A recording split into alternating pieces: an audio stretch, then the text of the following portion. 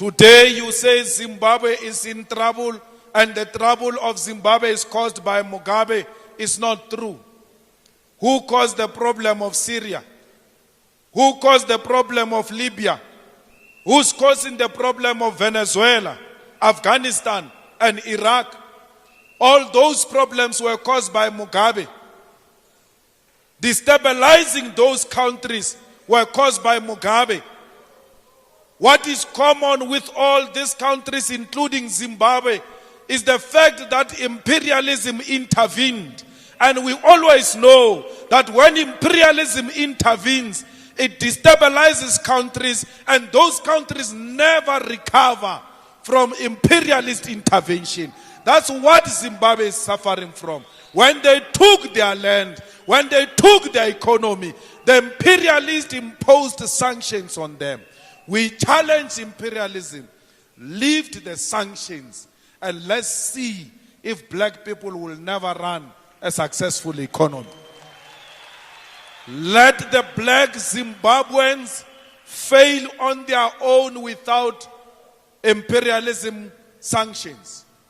We want the sanctions in Zimbabwe removed. I want to tell you now that one day when those sanctions are removed, some of you who are beating up Zimbabweans here, some of you who are hating on Zimbabweans here, you are going to work for them. They will be owning their mines, they will be owning their retail, they will be owning their banks, they will be owning their land. You call them foreigners. What is the definition of a foreigner? A foreigner is a person who comes into your country without papers, doesn't have anything to show. That includes you. You are foreigners because you have nothing to show. You go around claiming this is your country. Let's go outside, show me papers that confirms you are the owner of this country. There's nothing. You don't own anything, yet you call people foreigners. You are a foreigner yourself because you do not own. Foreigners means visitors. Visitors are people who just come empty-handed with a small bag. When the time permits, they go. That's you. You are renting. You are marching from the hostels, beating up people that they must leave South Africa. Yet you do not own a hostel. You are paying a rent in that hostel. You can be removed yourself from that hostel. You are telling people to leave your country. You come from an apartment. You come from a flat. You come from a house. You have no paper. When you return back home after taking out Zimbabweans, the white man will be at the door showing you the way out of the rented flat, out of the rented house, out of the rented apartment. You have nothing to show. Yet you claim this is your country. You have nothing. You are defending a white man's property.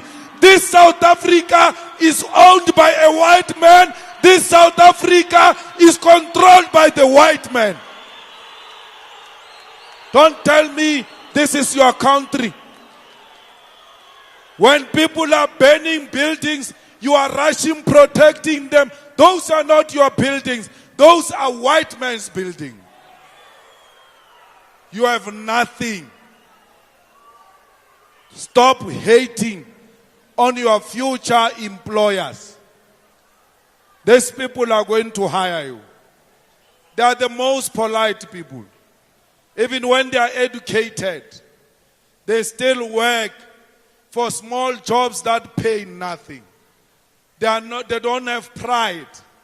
They know that you have to work to serve and feed your families. That's why they are here.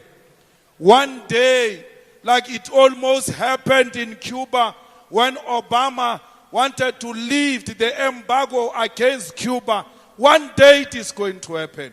I pray to the ancestors of the revolution that it happens when I'm still alive. so that I can replay these videos and say, I warned you about harassing your future employers. I warned you about exploiting the people who are going to share their land with you because they've done it before. Why didn't Mugabe take the land immediately? He waited for you to get your freedom. Because had Mugabe take the land immediately, it would have caused a serious problem to a point where South Africa will not be liberated. They were a frontline state. They gave us a passage. They accommodated us.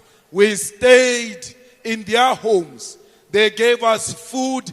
They gave us shelter. They never called us names. Today it's our turn to say thank you.